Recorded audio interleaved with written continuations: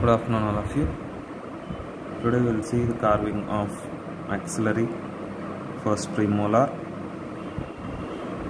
So as you have done the preliminary steps, you have to see that the wax block is flat so that you can make the occlusal surface properly.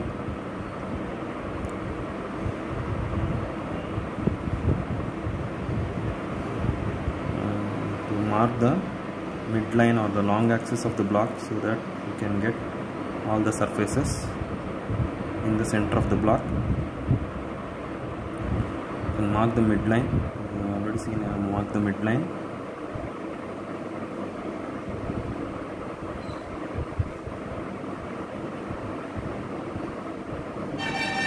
You can take the measurement. Take the occlusal surface or incisal occlusal length of 8.5. You can use the scale and divider. Transfer the measurements from onto the surface of the block.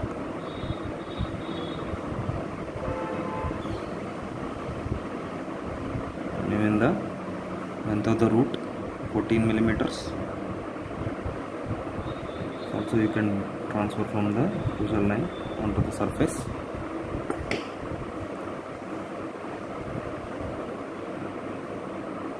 So give a marking over the surface of the edge of the block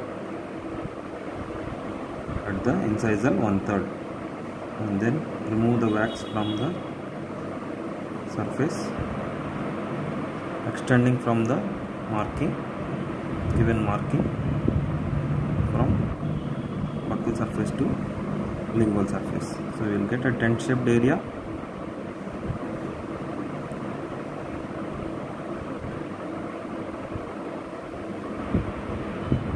On both the sides with the slopes on either side, making it distal and lingual mesial slope kind of thing.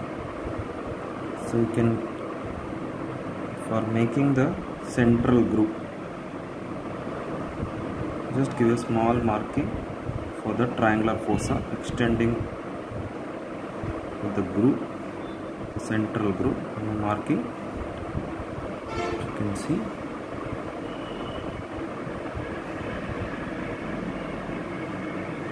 Once you have given this marking over the surface, then from this marking already elevated surface has been created, so you can always remove the wax in such a way from the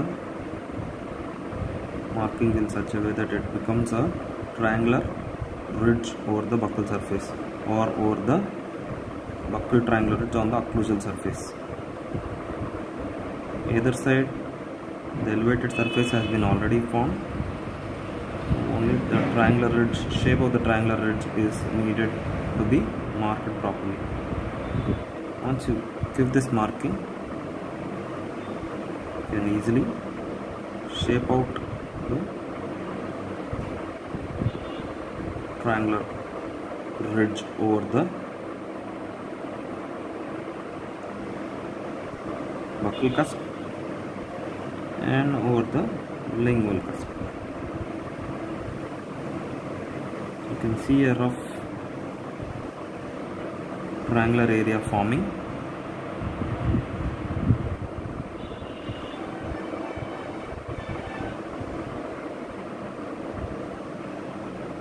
So irregularities may be present, but once you finish the carving over the surface, then you can always change or smoothen the slopes properly.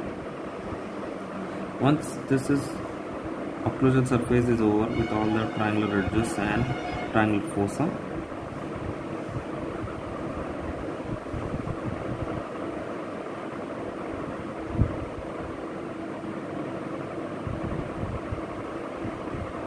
you can go to the buccal surface, see buccal and lingual surfaces, so you can mark them and give the slopes as you have done for your canines or premolars or premolar. So surface is same as you have done for your cuspids, so bicuspids also. So similar way you can mark it on the either side. carve it in such a way that you get distal slope, mesial slope and buccal ridge. So it is on the buccal surface, the buccal ridge. So distal slope, mesial slope and the buccal ridge. Slowly you can go for the measurements, see for the dimensions of the tooth. Do it on either side, on the lingual surface also. So you will get mesial slope and distal slope and the lingual ridge. So similar way over the cusp also you can form it. So try to form the cusp. Shape of the cusp you can always get once you finish the occlusal surfaces. Once the buccal and lingual surfaces are roughly formed, mesial surface you can carve little on the mesial surface. I will show you how you have to get the convexity on the buccal surface. So it is a maxillary tooth, you will have a convexity. So you will keep almost straight to little convex on the mesial and distal surfaces.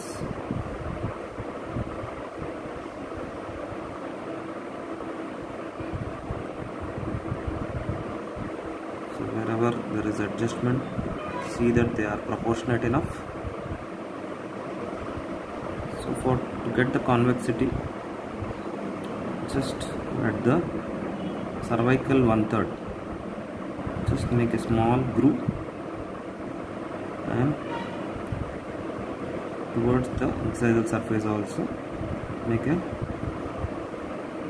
small groove and merge the groove from this end to other end. So that will make the block or the wax in that particular surface or buccal surface look convex.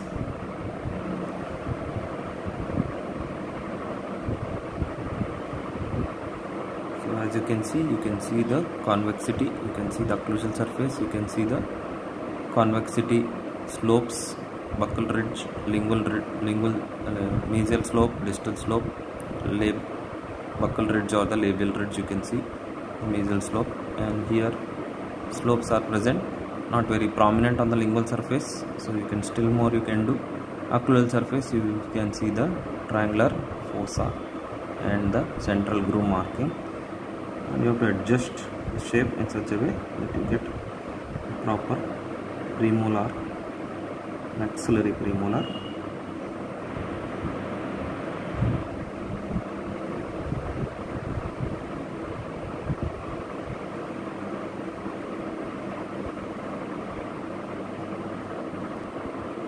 Should always adjust and redo the grooves always such that can get the shape properly.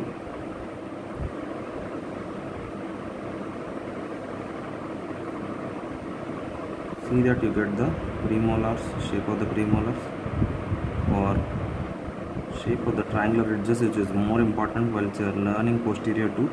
Shape of the triangular ridge is more important. That will decide the shape of the tooth. So once you have carved the surfaces, see that all the surfaces are properly visible. Do not remove more amount of wax on the mesial marginal ridge or the distal marginal ridge. Thickness of the ridge should be maintained.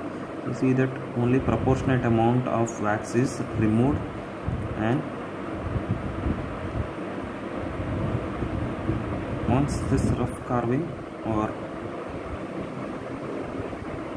preparation of the occlusal surface is over, surfaces labial and or buccal and lingual surfaces or the palatal surfaces is over, you can always see the shape how it is looking.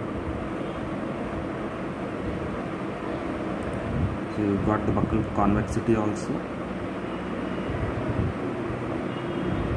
You can see that slopes are present, distal slope, mesial slope, buccal ridge. You can feel it with your finger and see that the marking.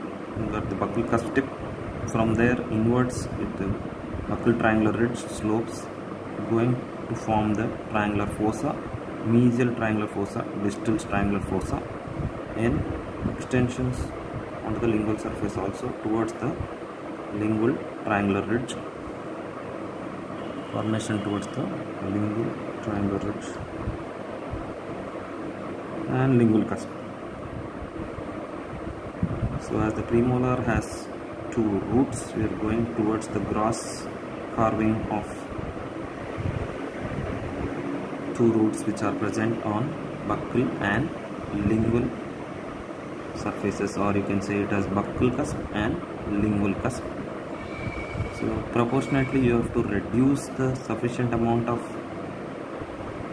wax so that they are looking almost cylindrical or ovoid in shape, so that makes it easy for preparation of both the root structures or two rooted, two bifurcated root structure. So you can mark them.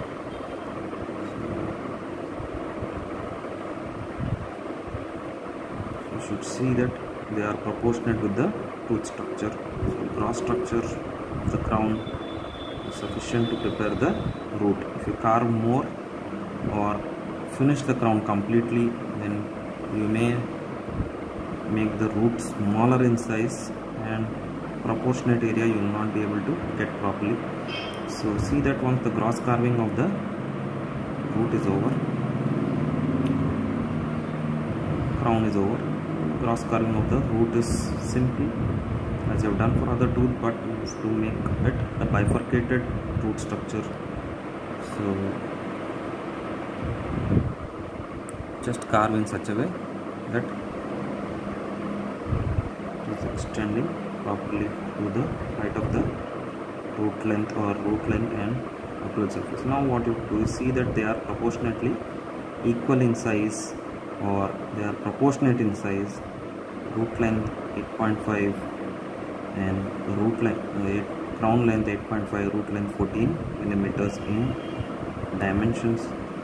So this will give you the rough idea how premolar should look, and now you can start measuring the dimensions to get accurate shape.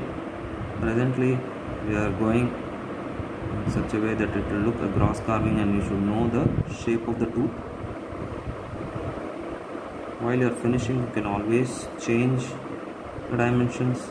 So sufficient amount of wax should be present on the block or on the tooth structure or on the surface of the surface where you want to reduce. So once you have given this, you can give a triangular marking over the surface. You can give a triangular marking in such a way that it becomes the buccal root and the lingual root.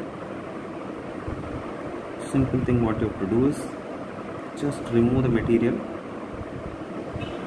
from whatever is marked inside, so that it becomes easy to make it a two-rooted tooth or a bicuspid like tooth structure.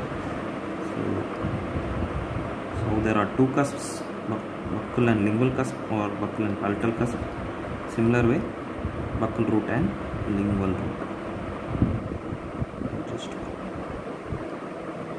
slowly you can dig off the material which is present in the center or the triangular area. So you can see that slowly triangular area is forming.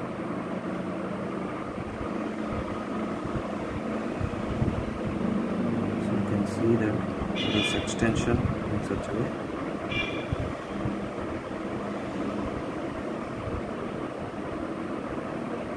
So slowly you can carve and see that there is, you can use the other end of the carver also, but be very careful while you are doing this.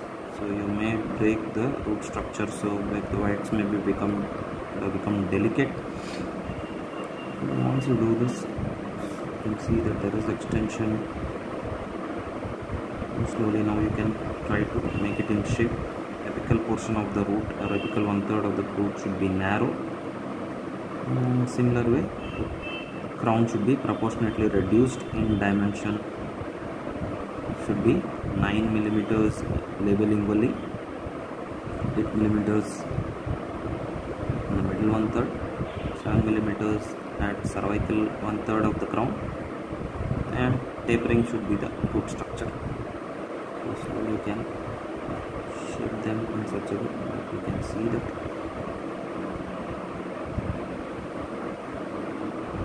You can see the structure. So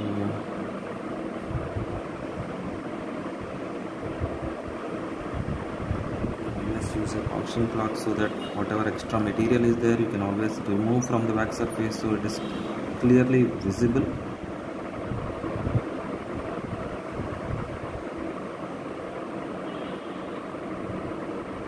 So polishing also removes rough surfaces and makes the wax smoother and shinier, so even it will be visible for your eye, so that it is what you are exactly carving can be visualized. There are maybe so many lines and structures because of the carving blade, so that also makes it smooth once you are using the polishing cloth. Once this is done, you've got the triangular fossa, you've got the triangular area, you've got the smoothened surface.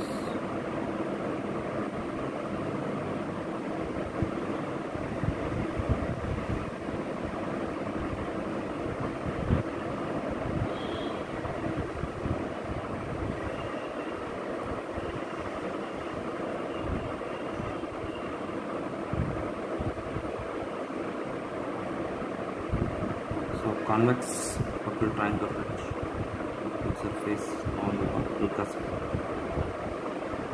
Whatever adjustments you can do while reducing the crown or reducing the root shape, you can always do them.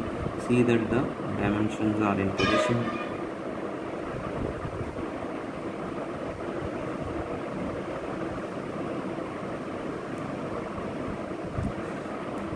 The premolar has other structures or grooves or developmental grooves, all these things we shall place.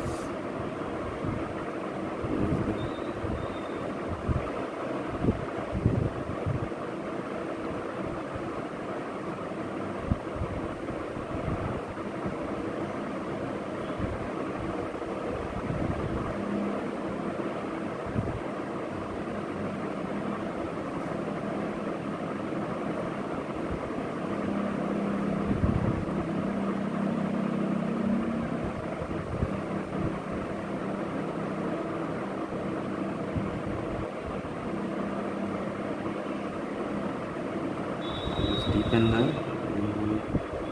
fossa so that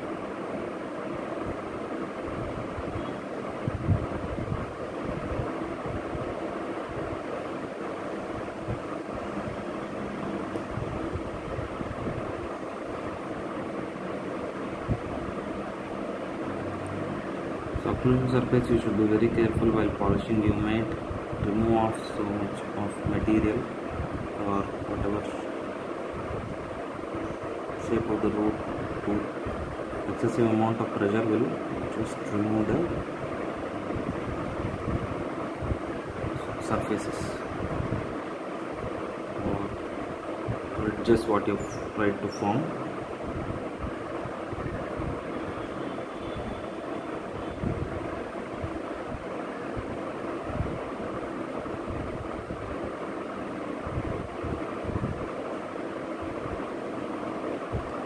A rounded lingual surface or a rounded root surface, so you can reduce in such a way. You see that it is not looking bulkier.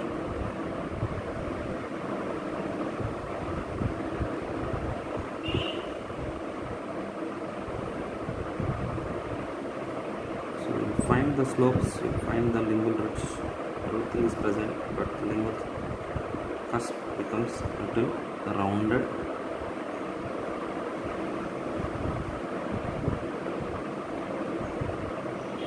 Premolar, it is more rounded and you do not have any cusps, you do not have any roots, bifurcated roots under a single rooted structure. Similar will be the shape for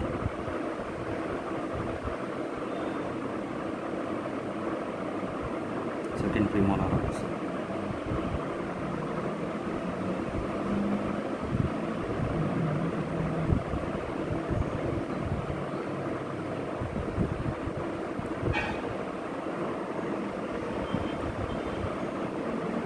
So by deciding the shape or side of the tooth, you can see that there is extension and your lingual groove.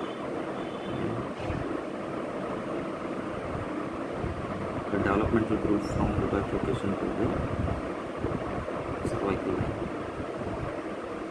Just draw a thin line, don't make it a large extended groove. So cervical line is an imaginary line. So just mild amount of polish you can use. So this is the gross carving for maxillary, premolar. So you can, after this, always you can use the divider and scale, see that whatever measurements are there, once you get the shape, slowly polish them, slowly extend all the surfaces or remove sufficient amount of wax so that it gives the shape of the tooth exactly as permanent maxillary first premolar.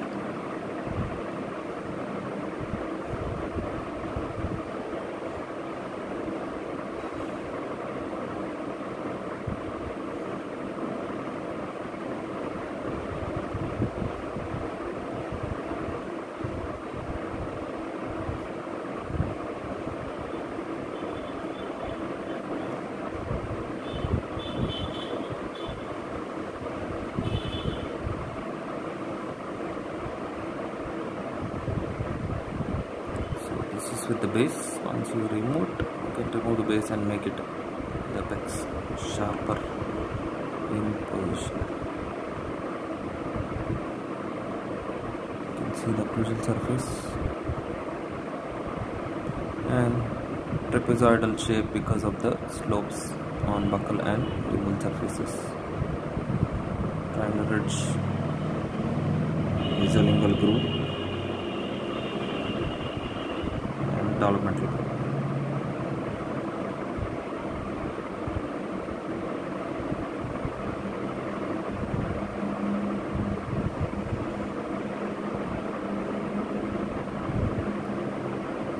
That completes your carving on maxillary first premolar.